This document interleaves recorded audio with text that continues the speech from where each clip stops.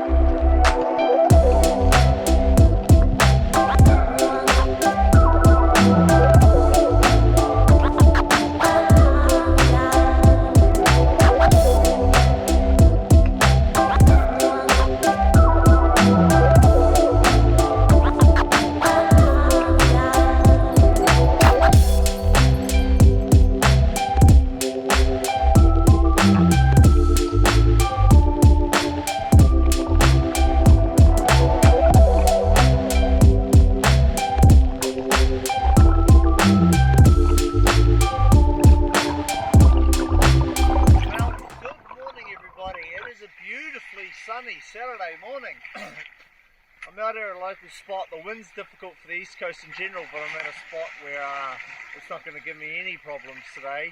Viz is okay, as you've seen. I've already missed a little panty snapper because I was shooting like this and thought I'd get it, but I didn't. I've got finally roller stock that I can show you guys now. The last one that I've been using for the last few months worked really good, performed well in the water, you know, felt nice, but it was done very quickly for a week off back in March, and it basically looked terrible, so I never really went too in depth.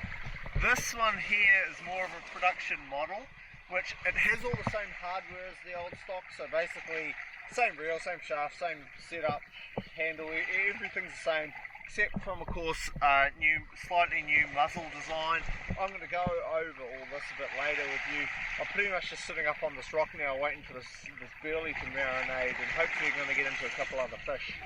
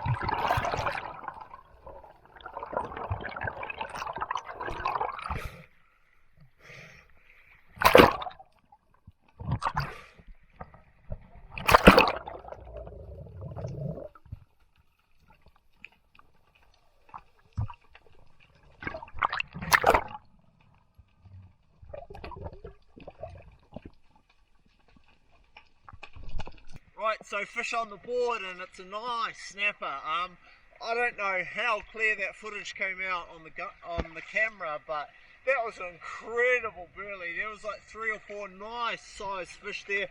I don't know if I caught the biggest one. I saw quite a big one. I actually thought it was bigger than that, but he's gone behind the weed, so I might not have got him. But what I'm doing, I've pretty much got enough. That's like an 8 or 10 pound snapper. I'm not overly hungry today. And I've swum quite a way, so I've swum about 1.5 k's to this spot, or something like that. I'm pretty much going to check these burleys. I've got 3, one has been dead from the start, so I'm not really counting that one, but I'm going to check the one I shot the snapper on. That's probably going to be dead, and then I've got one not far, hoping to pick up one of these snapper that have spooked and hung round. So and then I'm pretty much just going to make my way back along the coast and head home. But yeah, obviously pretty stoked.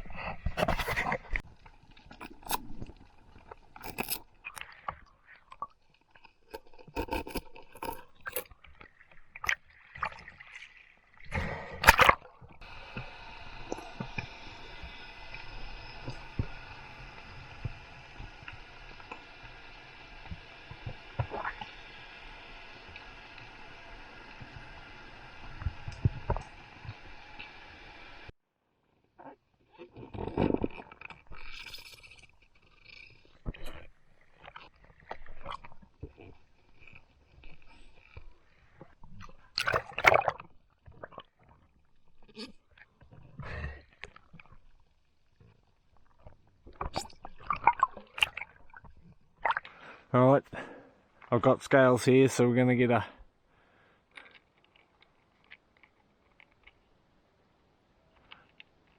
a weight on it.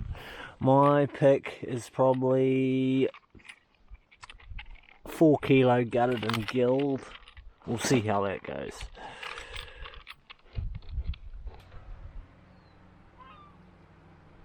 Ooh, pretty good guess. You can see it there, 3.975 kilos, so I guess 4 kilos gutted and gilled, so pretty good guess obviously. Alright, quick drink. Had a feed.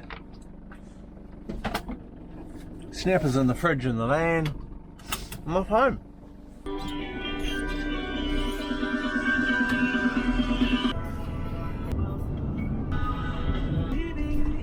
Okay, right, so to wrap up this video, it is now Monday morning, a couple of days later. I'm pretty much just going to show you where I'm at in we're the middle of 2021 now with all my spearfishing equipment. Obviously, designing a roller has been, I'm going to say not a really difficult process, kind of a long process because it wasn't the top of the list.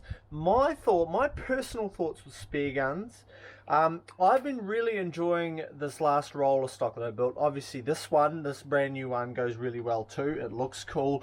It is well performing for 100.